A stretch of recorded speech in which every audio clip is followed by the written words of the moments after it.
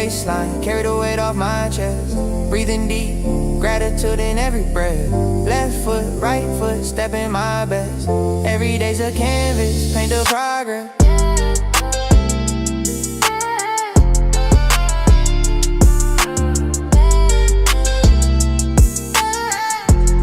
Hello, and welcome to Lunchtime Lift. I'm so glad you're here with me today.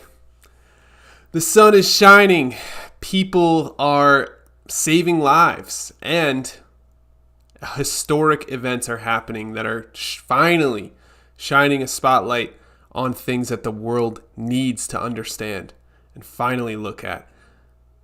I'm going to give you 3 amazing stories today, and then of course we'll go into our daily reflection, talking about the things that matter the most, becoming better versions of ourselves, self-improvement, and so much more.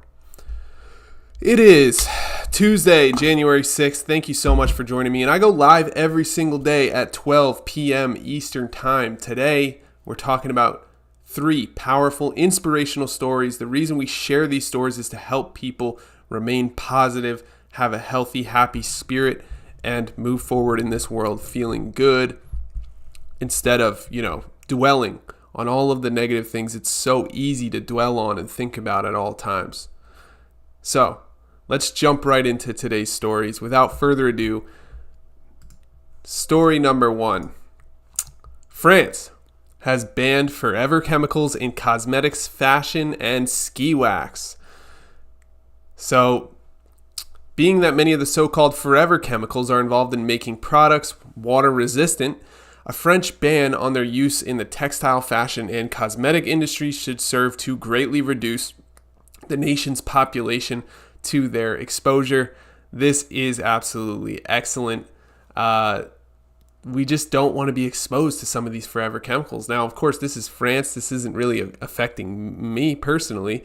But, the more countries that remove their presence in products, the better. Because eventually, downstream, it could one day be removed from products here in the United States as well. The French lower house, the National Assembly, adopted the bill, but forward by the Green Party with 231 votes to 51. Blah, blah, blah. The legislation bans the chemicals. It fell short. Apparently, it fell short of nonstick pan coatings, but that's okay. They're making progress. They're reducing exposure to harmful chemicals, and I think that is very good news because there's so many chemicals in everything that we consume these days. It's almost like we're barely consuming anything real anymore. Everything has microplastics, chemicals, and harmful materials in them, and there's not much we can do about it. But many of the known PFAs were banned in a UN treaty signed during the Stockholm Convention of 2001. 150 member states ratified the treaty, but certain notable producers declined to do so, and the European Union has been studying a possible ban on the use of PFAs in consumer products. So, hopefully you agree that this is a positive step in the right direction. Now, I'm not saying everything's going to be solved because of this, but at least someone's thinking about our exposure to these harmful chemicals and removing them from products somewhere in the world. That is a positive, and I believe more people should think about this, talk about this, and maybe in the future we'll see something similar happen here in the States. Although it always is a little bit more difficult to get something like this to happen in the States just because of the amount of people that profit off of each and everything, and the lobbying that occurs in our government and so much more. It's still interesting to look at, think about, talk about, and I think it's a positive thing overall. And again, I'm here to share the positive news that's going on around the world every single day. Number 2, this father saved 10 people from a bar fire at a Swiss New Year's party after a frantic call from his daughter. Now, as a father, my heart sunk to my butt when I read this, and I just had to share it. So out of the fire that claimed over 40 young lives, sadly, in Switzerland on New Year's Eve, there was a story of a heroic father and a coincidence that allowed an Italian-Swiss father to help rescue 10 of these people. So in the Swiss town of Crans, Montana, sparklers or similar items are believed to have ignited the ceiling of Le Constellation bar, where over 150 young adults were celebrating the new year. Now, this is all not in English, so I don't know what it says, but a student in Geneva who is home with her boyfriend to visit her family might have been among that crowd, if not for a stopover at the home of her father, Paulo, to say hello, toast together, and open the panettone, whatever that means. Paulina's boyfriend was waiting for her at the bar that ended up catching on fire, and it was her late arrival that saved both her life and that of her boyfriend. It was our fault that she was late. She would have been at the club already at midnight. Today, I can see it without exaggeration. That delay saved her life. So at about 1:20 a.m., as Paulina was going to meet her boyfriend, she called her father, having seen flames rising above the building. Located not far from the upscale bar, Paulo rushed there with his own fire extinguisher. So, again, it's always amazing when human beings rush toward danger instead of away from it. Why? To help other people. And just literally, there's no reason for him to do this other than to help people. So, if that doesn't give you hope about the world and about how people act in times of danger, I don't know what will. But it was blocked or locked from the inside. I forced my way in, and that's how I managed to save 10 young people. The nearby bars reinvented themselves as medical hubs. So imagine like the bar just knocks over everything and says, bring everyone in here. And they just start, trying to help people survive this crazy fire that did unfortunately kill 40 people. And, thoughts and prayers go out to those families affected by this. But insane that this man ended up saving a bunch of lives just because, I don't know, the kindness of his heart. And he said, where is it? There was an interesting line in here that I read.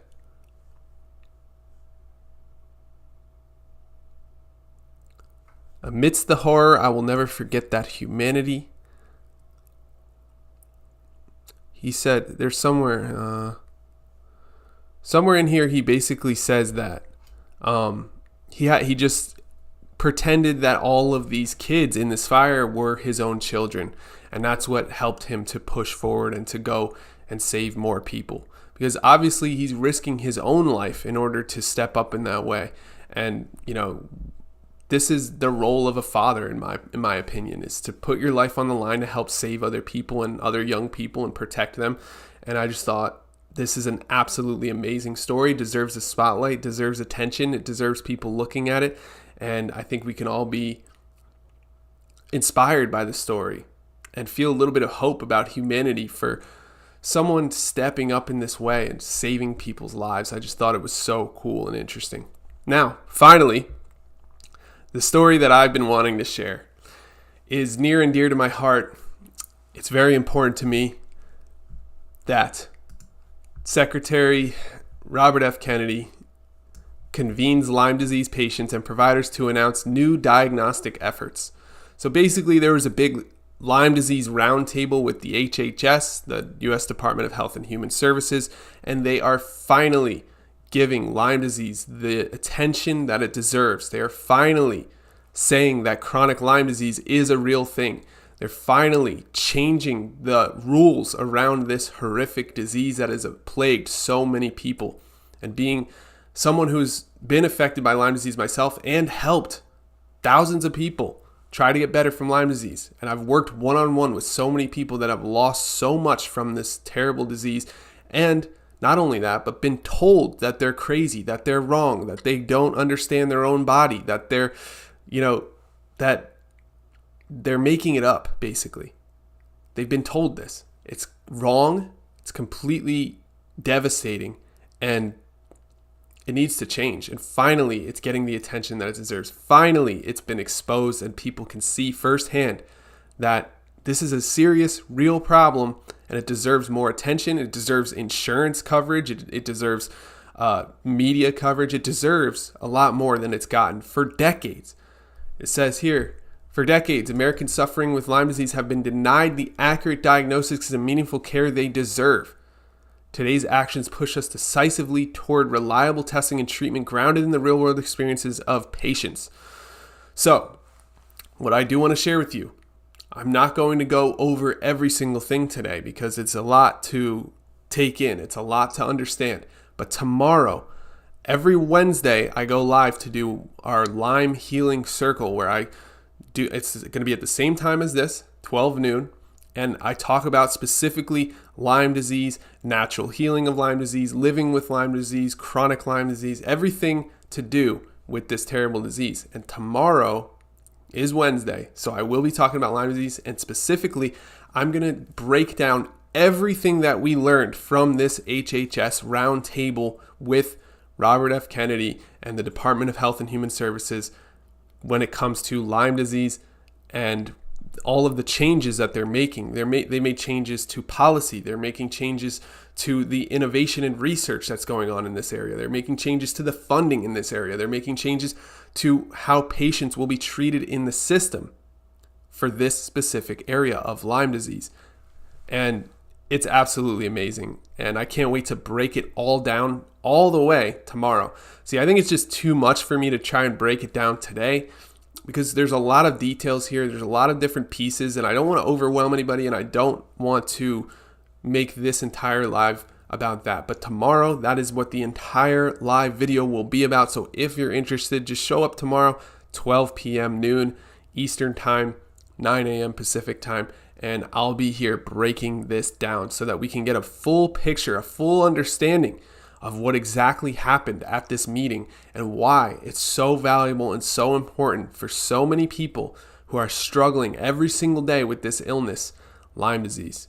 And not only Lyme disease, but Lyme disease comes with loads of other co-infections, and it could be mimicked. It could be there's lots of different problem areas with Lyme disease because it mimics other diseases. And so helping people with this actually ends up helping way more people than you would think. Not to mention over 400,000 people every single year get diagnosed with Lyme disease. And so this isn't a small amount of people. We're talking about millions and millions of people who will be affected by this new policy and by this decisions that these people are making. And so it's really important that we all take a second to understand what just happened in this historic moment. I mean, we've been fighting for this since the 80s. It's finally happening now where people are really recognizing what's wrong with this illness and how people are treated in the medical system who have this illness. And it's finally getting the spotlight that it deserves. This is an absolutely amazing piece of positive news that I needed to share in today's Lunchtime Lift. Again, every single day I go live at this time to share positive, uplifting news. Nothing negative, nothing dark, nothing hurtful, because you can get that anywhere. You can get that at all times. There's loads of negative things in the world that we can all see all the time. But I think it's important to take that time every day to focus on the good in the world, the good people, the good news, the positive energy. And it helps us not only get through today, but it helps us just keep a positive spirit, calm the nervous system, feel decent every day, and have that good feeling, so we can then spill that out into the world for other people as well. It is hard to stay positive in today's world with everything going on, but I'm here to try to share things that are positive and uplifting every single day. That's why I do these live videos, and I'm glad you're here joining me today. And if you have anything to say, I always love to hear it. I do these to interact and connect with people, so post it in the chat, post it in the comments. But again, tomorrow I will be breaking down all of this Lyme disease meeting that happened and everything we can learn from it. So Lyme disease reform is a huge issue, and it's something that everyone can learn from. But if you have Lyme disease, or if you've dealt with chronic Lyme disease before, you're going to want to tune into this so we can all be on the same page and understand what just happened. So those are the 3 positive news stories that I wanted to share with you today. I'm glad you're here and you got to hear those. But now let's go into today's little reflection from The Daily Laws by Robert Greene. Now, every day I read a little passage from this, And there's a passage for every day of the year in this book. So today's January 6th. Let's see what January 6th has to offer in this book here. Let's see. January 6th, change is the law. In dealing with your career and its inevitable changes, you must think in the following way. You are not tied to a particular position. Your loyalty is not to a career or a company. You are committed to your life's task, to giving it full expression. It is up to you to find it and guide it correctly. It is not up to others to protect or help you. You are on your own. Change is inevitable, particularly in such a revolutionary moment as ours. Since you are on your own, it is up to you to foresee the changes going on right now in your profession. You must adapt your life's task to these circumstances. You do not hold on to past ways of doing things because that will ensure you will fall behind and suffer for it. You are flexible and always looking to adapt. If change is forced upon you, you must resist the temptation to overreact or feel sorry for yourself. Before he became the greatest boxing trainer, Freddie Roach was forced to retire from boxing. He instinctively found his way back to the ring because he understood that what he loved was not boxing per se, but competitive sports and strategizing. Thinking in this way, he could adapt his inclinations to a new direction within boxing. Like Roach, you don't want to abandon the skills and experience you have gained, but to find a new way to apply them. Your eye is on the future, not the past. Often such creative readjustments lead to a superior path for us. We are shaken out of our complacency and forced to reassess where we are headed. So daily law, adapt your inclinations. Avoid having rigid goals and dreams. Change is the law. So, again, this is part of what we do every day. We read from The Daily Laws by Robert Greene, just because it's a positive, uplifting message usually. Now, let me reflect a little bit on that. Hang on, I just need a little drink of water here. So let me know what you think about that one. I kind of think it reminds me of AI. So many things are changing right now in the world because of AI, machine learning, all the new technology that's coming out. Things are rapidly advancing and changing in our world. And it's up to us. I mean, we can sit here and get left behind, or we can try our best to learn all these new tools and understand how it works and understand what, large language models are and understand how everything works together to create the world that we're now living in. And I think the people that will succeed and move forward in a healthy, happy way will have learned a lot of these tools and learned how to use them for the benefit of themselves and for mankind. And, it's up to us. Like the Daily Law says, change is the law. Change is going to happen regardless. I remember coming up in the 90s and the 2000s when all of a sudden everybody had computers, and then all of a sudden we all had phones, and then all of a sudden we all had touchscreen phones, and now we have the internet in our pocket. I mean, things have already been changing very, very fast. And so, to ignore that or to pretend like it doesn't exist doesn't really serve us. It kind of just holds us back and keeps us stuck in a way. However, I can also see the idea of how those things may or may not be positive for society. There are harmful things that come from having access to the entire internet in our pockets. For one, our children also have access to that, which can be dangerous in some cases, depending on how it's used and the other people that are able to access it and access our children. It's a big deal. It's a problem. But it's also how the world works. And so to avoid it or to, stick your head in the sand and pretend it doesn't exist doesn't really help either. So I can see what he means by change is the law. These changes are going to come about. They're going to happen. And what matters next is how we react and what we do with them more than anything else. And so what can you do today to embrace the changes that are going on in the world around you? And, just because we were just talking about Lyme disease and the changes that they're making there, they're going to be using AI and machine learning to help diagnose more people. So that's a positive thing that's coming out of this new technology. I think that's worth thinking about and talking about. And I'm sure it's not only Lyme disease that will be affected. I'm sure there's cancer implications, and there's other health implications that will radically change how health is handled, and hopefully in a good way over the long term. So very, very interesting stuff. I think these stories were absolutely amazing today. Just a quick recap. France banned forever chemicals. That's pretty cool. A father saved 10 people from a bar fire in Switzerland. That's amazing. I mean, this guy just ran towards a fire. That's scary as hell, but he did it to save. He ended up saving a bunch of young people that would have otherwise not been with us today. And unfortunately, not all of them made it.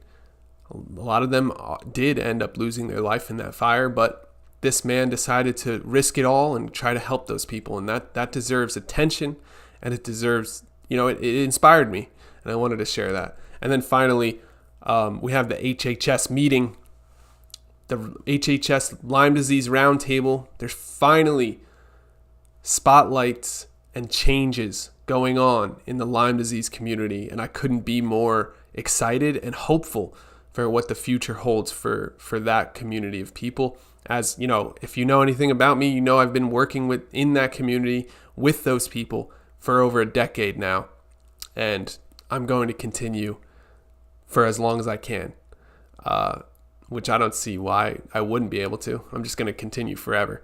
But I'm just I'm just happy that something's finally happening.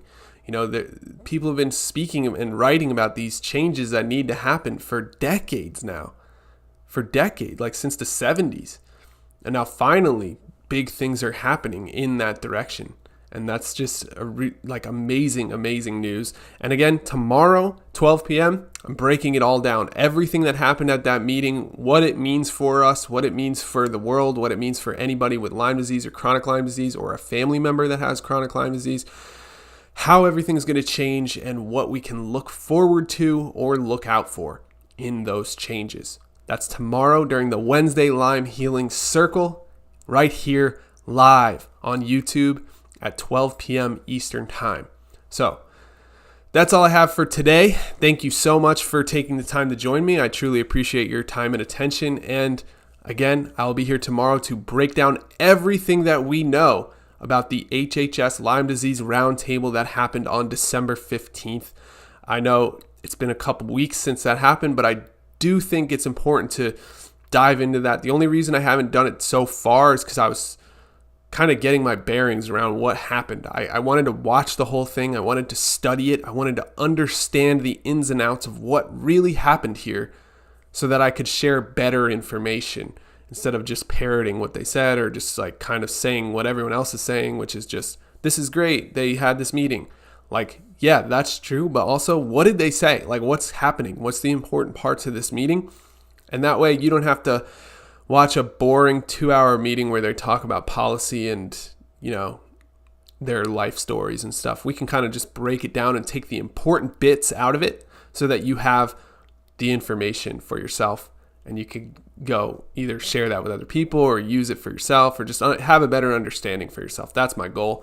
And that will happen tomorrow, 12 p.m. Eastern Standard Time, 9 a.m. Pacific Standard Time, and, all the other times in the middle.